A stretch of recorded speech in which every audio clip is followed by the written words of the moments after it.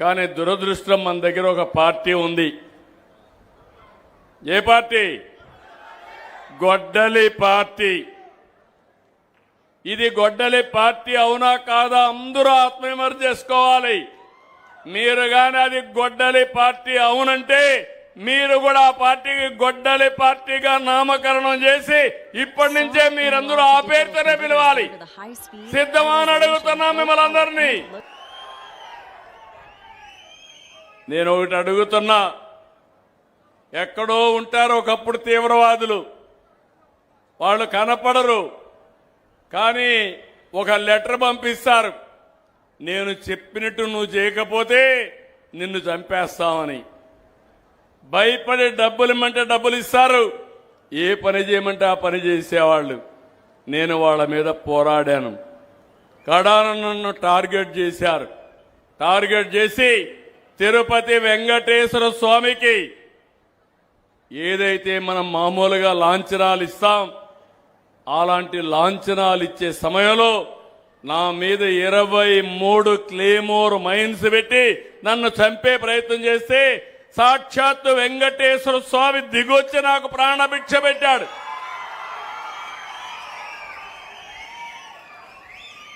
ఈరోజు గొడ్డలి పార్టీ చూస్తే రోజుకొక ఫేక్ న్యూస్, రోజుకొక విన్యాసం,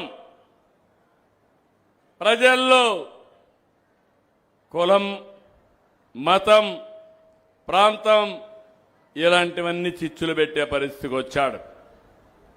మీరు ఒకసారి చూడండి, ఒకప్పుడు రాష్ట్రంలో ఆంధ్రప్రదేశ్ రాష్ట్రం అంటే గంజాయి మ్యానుఫ్యాక్చరింగ్ హబ్.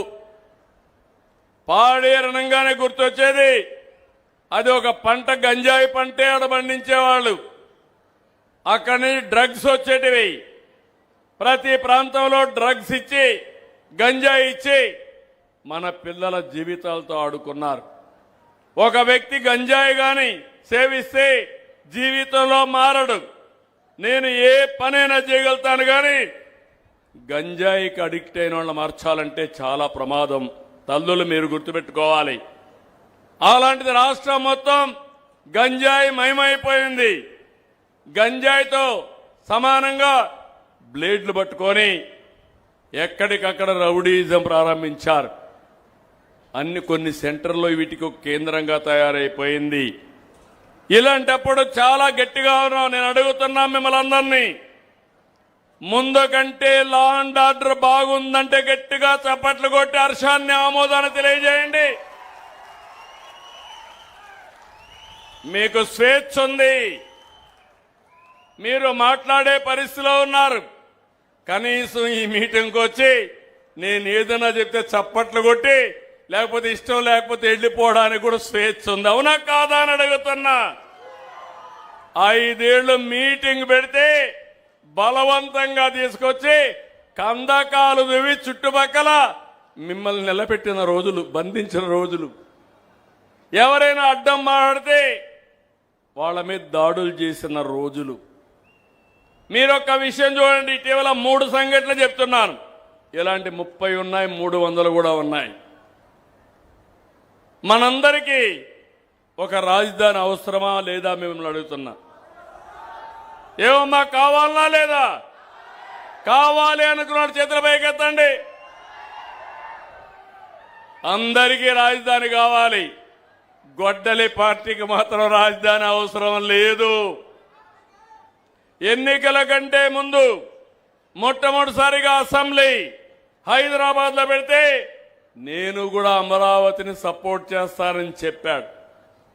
చెప్పిన తర్వాత 29,000 మంది రైతులు 33,000 ఎకరాలు భూమి స్వచ్ఛందంగా రాజధానికి ఇచ్చారు. ల్యాండ్ పూలింగ్ లో రాజధాని ప్రారంభిస్తే జరగనీయకుండా అడ్డం పెడి కుట్రలు చేసి అక్కడ చెరుకు తోటలుంటే అవన్నిటికీ అగ్గిపెట్టి మళ్ళా ప్రభుత్వమే చేసిందని కుట్రలు చేసే పరిస్థితికి వచ్చారు.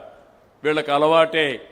బాబాయిని గొడ్డలతో చంపేసి నా మీద కేసు పెట్టిన వాళ్ళకి నేరాలు చేయడం అంత కష్టం కాదు. అయిపోయింది, పని అవుతా ఉంది. 2019లో మనం ఓడిపోయాం. 2019 ఓడిపోగానే మాట మార్చేశాడు. మాట మార్చి ఆ రోజు చెప్పింది మీరు చూస్తే 3 రాజధానులు, 3 ముక్కలాట ఆడాడు 5 ఏళ్లు. ఏమీ చెయ్యలేదు. బయట పోతే అవమానం.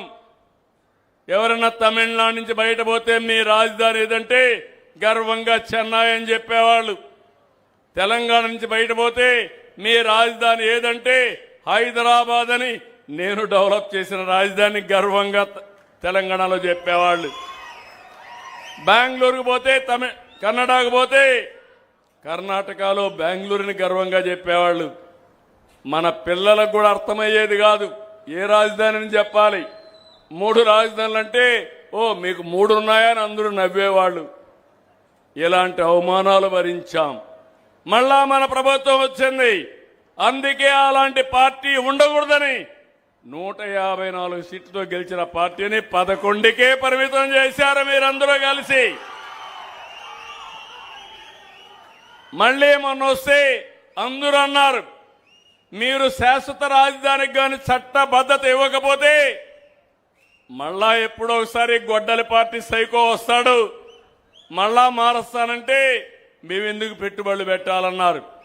నేను కష్టపడి కేంద్రాన్ని చెప్పాను, వాళ్ళు కూడా ముందుకు వచ్చారు.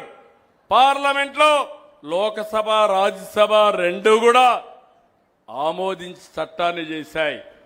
కానీ గొడ్డలి పార్టీ సపోర్ట్ చేయలే.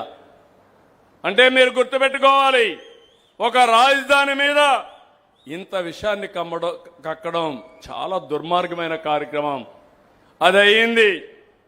మళ్ళీ ఇటీవల కాలంలో 3 రాజధానులు పోయినాయి. 3 ముక్కలాట అయిపోయింది. ఇప్పుడు మ్యావిగన్ అన్నాడు. నాకే అర్థం కాల మ్యావిగన్ అంటే ఏంటో. మీకు అర్థమైందా తమ్ముళ్ళు, ఆడబిడ్డలను అడుగుతున్నా.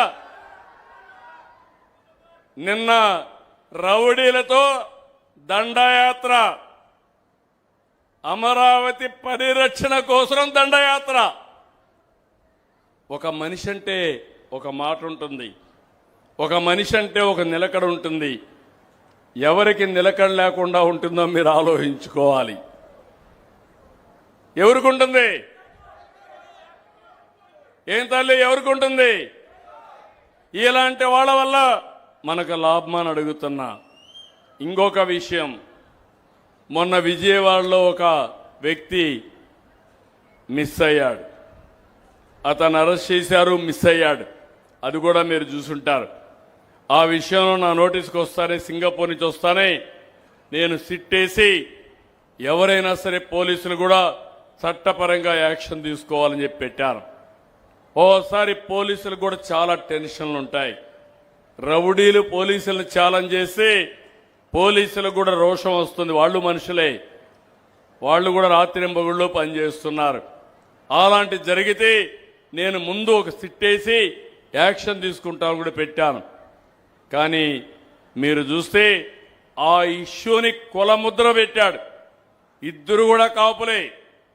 ఇద్దరు కాపులైతే కులముద్ర పెట్టి అనవసరంగా నోరు బారేసుకుని డిప్యూటీ సీఎం పవన్ కళ్యాణ్ పైన లేనిపోని పోస్టులు పెట్టే పరిస్థితికి వచ్చారు.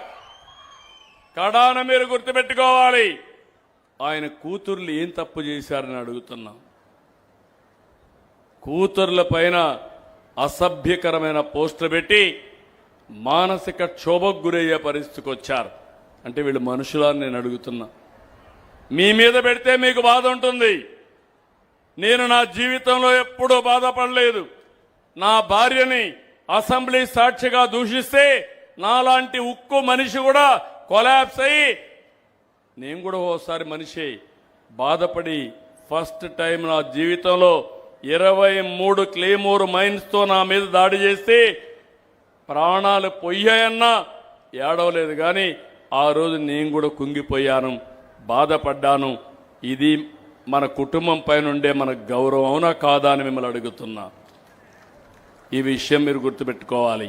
అలాంటిది ఆ ఆడబిడ్డల పైన, డిప్యూటీ సీఎం గారి కుమార్తెల పైన సోషల్ మీడియాలో పెట్టి ఈ సైకో పైశాచిక ఆనందాన్ని పొందుతున్నాడు. మాట్లాడితే రాజకీయ పార్టీ, రాజకీయ పార్టీ ఎవరికి సపోర్ట్ చేస్తారు? గంజాయి బ్యాచ్కి, బ్లేడ్ బ్యాచ్కి, గొడ్డలి పార్టీకి ఎవడైతే రౌడీజం చేస్తారో వాళ్ళకు చేస్తారు. మాట్లాడితే ఈ రాష్ట్రంలో ప్రజాస్వామ్యం లేదంటారు. నేను అడుగుతున్నా మిమ్మల్ని, ఈ రాష్ట్రంలో ప్రజాస్వామ్యం ఉండాలంటే మీ ఆస్తులకు ప్రాణాలకు రక్షణ కావాలనా లేదా అని మిమ్మల్ని అడుగుతున్నా.